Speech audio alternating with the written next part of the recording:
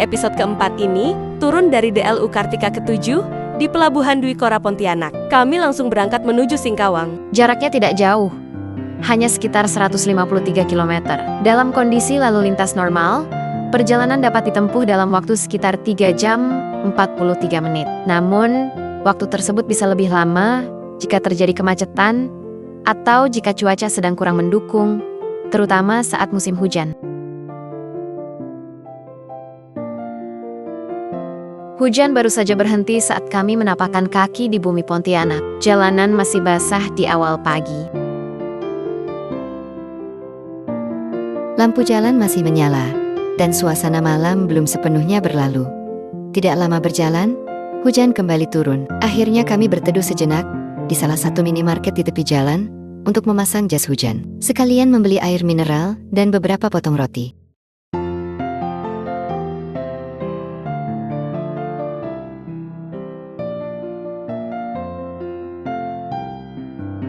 Kendaraan satu demi satu mulai terlihat. Geliat kota telah dimulai.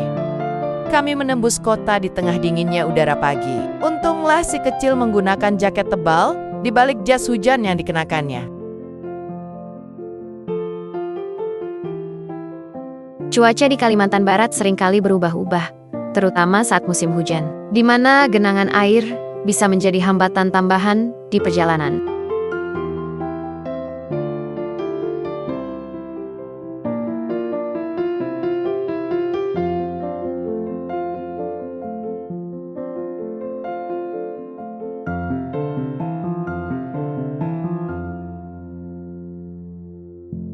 Jembatan ini merupakan duplikasi Jembatan Kapuas 1. Jembatan ini diresmikan pada Kamis 21 Maret tahun 2024. Jadi, sebenarnya jembatan ini masih baru loh. Jembatan yang dikerjakan dengan anggaran sebesar 275 miliar ini memiliki panjang 430 meter dan lebar 8 meter.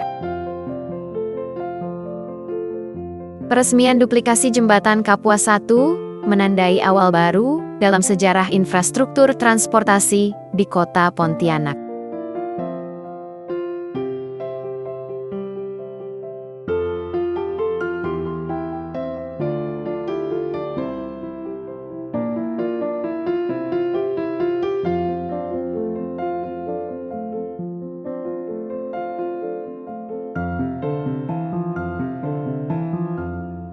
Ini adalah vihara pertama yang kami temui pagi ini. Selanjutnya, vihara semacam ini akan sering kami jumpai di sepanjang perjalanan.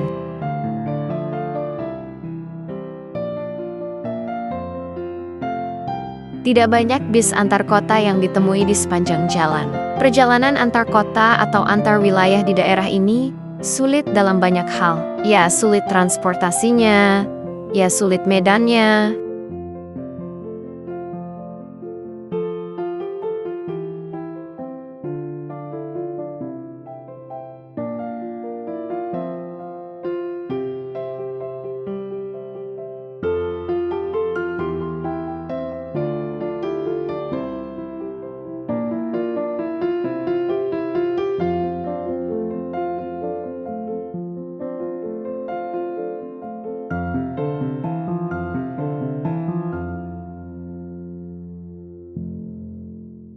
Menemui jalan yang bergelombang dan berlubang merupakan hal yang biasa. Inilah yang menjadi salah satu tantangan touring di daerah ini.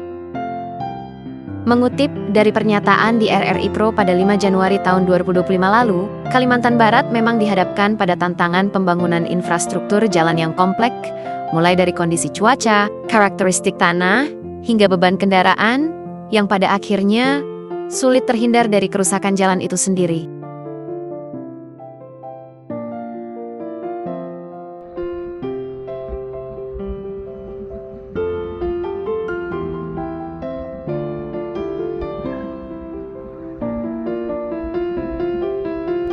Kita saat ini sudah ada di Sungai Pinyu, Kabupaten Mempawah. Jika kamu belum sempat menikmati kopi khas Kalimantan Barat saat berada di Pontianak, di Sungai Pinyu terdapat deretan warung kopi yang menjadi tempat persinggahan para pengemudi. Selain itu, di kota ini, kamu bisa menikmati jualan khas Mempawah, yakni mie goreng, atau mie tiaw, atau sop tulang.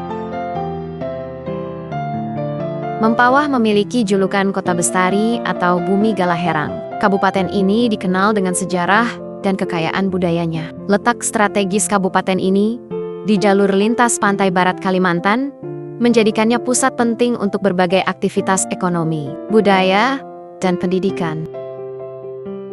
Salah satu hal menarik di Kabupaten Mempawah adalah kearifan lokalnya yang bernama robo-robo. Robo-robo adalah upacara tolak bala oleh masyarakat Kota Mempawah, Kalimantan Barat. Upacara ini digelar pada hari bertepatan hari jatuhnya bulan Safar, pekan terakhir bulan Safar. Robo-robo merupakan aset budaya Kabupaten Mempawah dan menjadi salah satu warisan budaya Indonesia yang ditetapkan sejak tahun 2016 oleh Menteri Pendidikan dan Kebudayaan Republik Indonesia dan sejak saat itu masuk dalam kalender wisata nasional dan menjadi agenda wisata budaya setiap tahunnya. Masih di Kabupaten Mempawah, kami sekarang sudah ada di Sungai Duri 1 Kanyet, tersisa 53 km lagi dari Singkawang.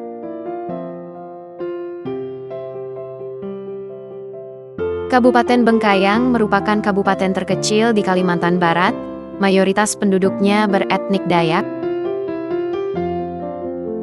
Bengkayang memiliki kuliner yang khas dan otentik, mulai dari olahan sayuran, ikan, hingga camilan khas. Karena mayoritas penduduknya beretnik Dayak, maka tak heran jika makanan khas Bengkayang banyak berasal dari tangan orang-orang suku Dayak.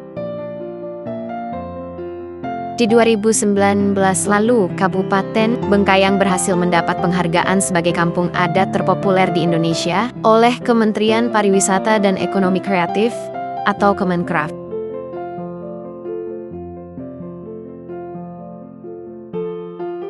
Di depan sudah nampak gerbang selatan Kota Singkawang, yang biasa juga disebut Gerbang Cap Gomeh.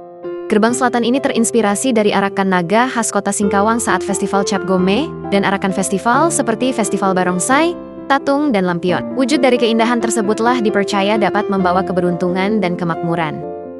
Gerbang Cap Gomeh diresmikan pada tanggal 3 Desember tahun 2022 oleh Wali Kota Singkawang. Dalam pembangunan pintu gerbang ini, pemerintah Kota Singkawang melibatkan partisipasi pihak swasta dan masyarakat. Membangun pintu gerbang yang lebih berkarakter dan artistik merupakan salah satu upaya menarik wisata baru dan memacu pertumbuhan ekonomi dan kesejahteraan secara menyeluruh di daerah ini.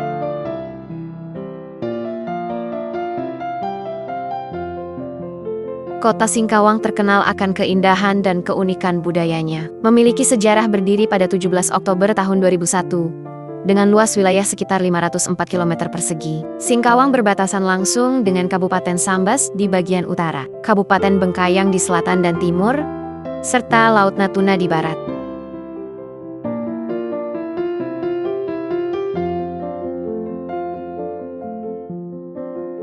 Mayoritas penduduknya berasal dari etnis Tionghoa, Melayu, dan Dayak yang hidup rukun dan harmonis. Kekayaan budaya ini menjadikan Singkawang mendapat julukan Kota Seribu Kelenteng, yang mencerminkan keberagaman tradisi yang terus terjaga hingga kini. Puncak Tugu Bundaran 1001 Ai berbentuk seperti tudung saji dengan kuda laut di atasnya. Bentuk ini menggambarkan sejarah Kota Singkawang yang pernah menjadi bagian dari Kabupaten Sambas. Lalu 3 patung di atas tampah mencerminkan 3 etnis khas Singkawang, Melayu suku Tionghoa, dan suku Dayak.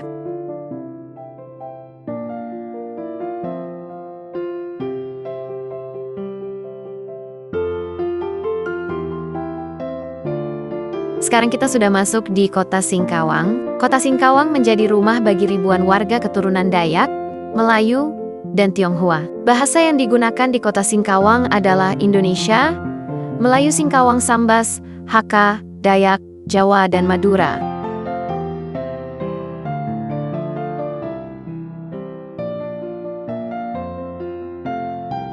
Selain julukan Kota Seribu Kelenteng, Singkawang juga dijuluki sebagai Kota Amoy. Julukan Kota Amoy yang melekat pada Kota Singkawang tidak lepas dari statusnya sebagai tempat tinggal etnis Tionghoa terbesar di Indonesia. Kata Amoy sendiri berasal dari bahasa Tionghoa yang merujuk pada panggilan untuk perempuan yang masih muda. Singkawang selama 3 tahun terakhir secara berturut-turut dinobatkan sebagai kota paling toleran di Indonesia.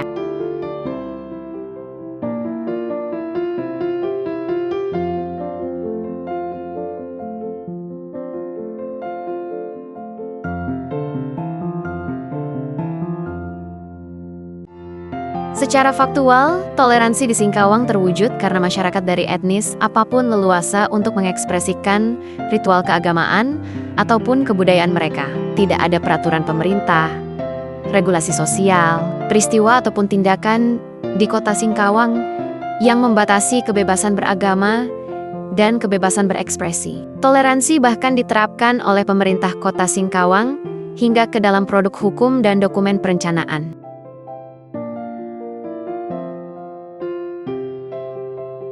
Meskipun tidak seramai Pontianak, namun secara lanskap, kota Singkawang sangat potensial, khususnya menurut Feng Shui. Kota Seribu Kelenteng ini terletak di antara laut, gunung, dan sungai.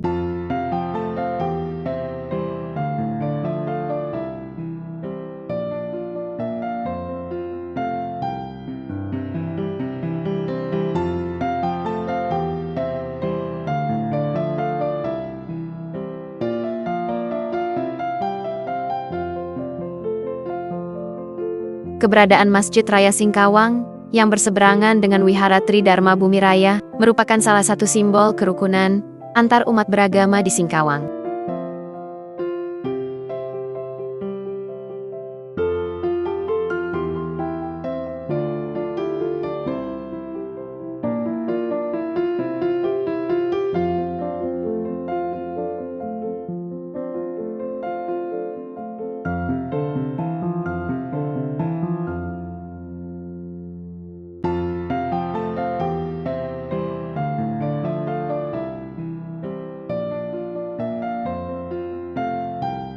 Ini adalah Vihara Tridharma Bumi Raya.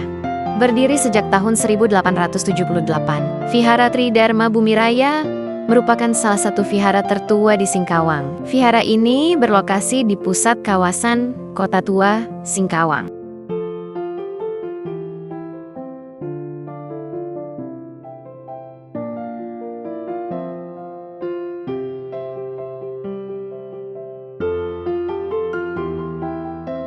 Budaya ngopi sudah turun-temurun di Singkawang. Salah satu tempat asyik buat ngopi di Singkawang adalah Kopitiam Rusen yang telah ada sejak tahun 1955.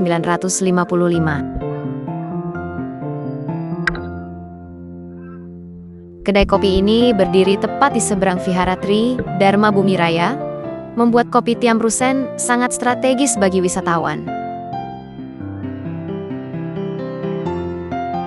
Letaknya yang berada di tengah kota dan pusat kota membuat kedai kopi Tiam ini otentik dan menjadi salah satu kedai kopi wajib apabila berkunjung ke Singkawang.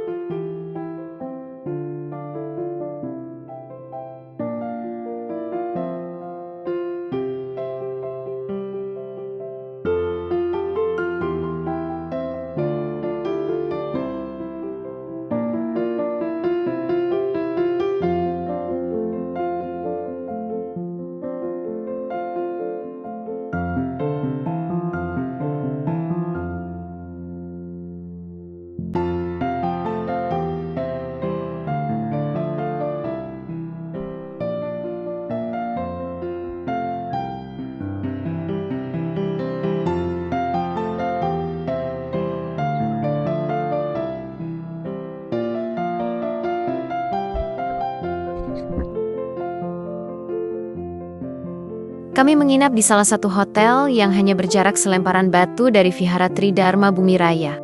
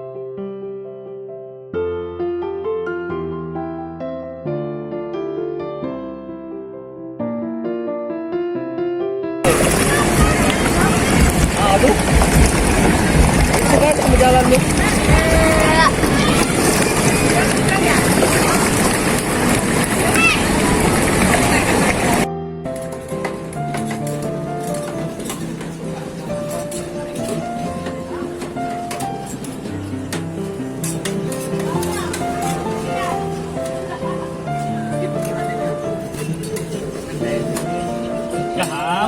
Mua cho xe.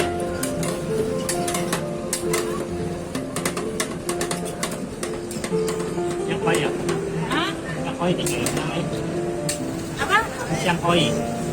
Đi xin đó. Đi xin thì không có chuyện này.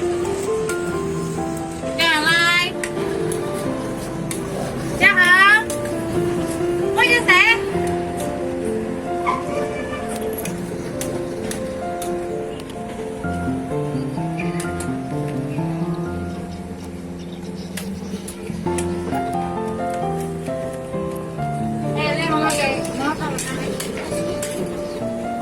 Yang lepas tengah-tengah jam. Tengok nak. Ha? Terus dia tes ya. Jadi aku koi.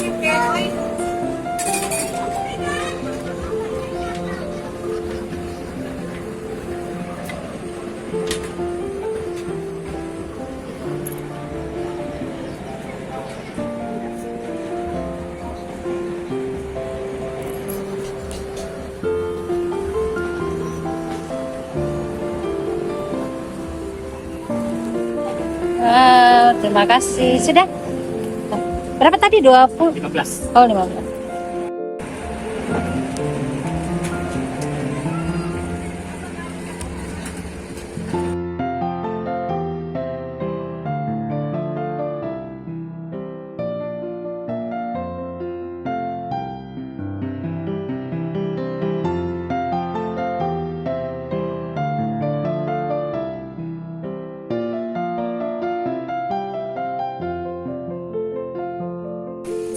Ini adalah rumah dari salah satu keturunan Tionghoa yang usianya lebih dari 100 tahun, yakni rumah Marga Chia. Letaknya tidak jauh dari Wihara Tridharma Bumi Raya atau Pekong Toa. Konon, rumah ini dibangun pada 1901 oleh keturunan langsung Chia Siusi. Gaya arsitektur rumah ini mirip rumah tradisional di Tiongkok yang dipadukan gaya timur dan barat. Dengan strukturnya sebagian besar terbuat dari kayu besi.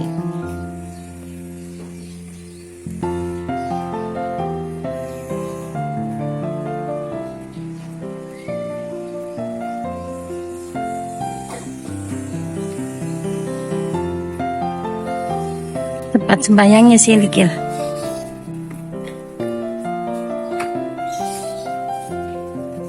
Masuk tapi lepas sandal tak.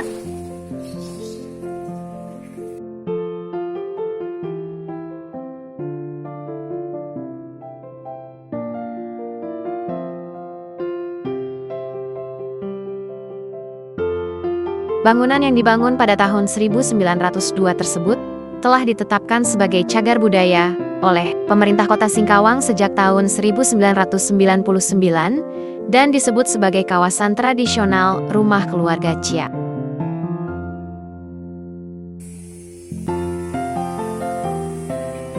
Kedai ini terletak di komplek rumah marga Chia. Kedai ini menyajikan kuliner berupa kue choi pen, rujak, bongko, talam ebi, minuman limun khas kota Singkawang, minuman jeruk namong atau jeruk yang difermentasi, susu kedelai atau air tahu, dan lain-lain. Salah satu kuliner ikonik yang patut dicicipi di tempat ini adalah choi pan, atau yang sering dikenal chai kue. Makanan ini berasal dari tepung beras yang diisi dengan bengkuang dan ebi. Kue-kue tersebut memang merupakan kuliner khas daerah Kalimantan Barat. Namun yang disajikan di rumah marga Chia sudah terkenal paling lezat, terutama choi pan. Menariknya lagi, kuliner yang disajikan tidak mengandung daging atau lemak babi dan halal, sehingga umat muslim atau yang berpantang dengannya dapat turut menikmati.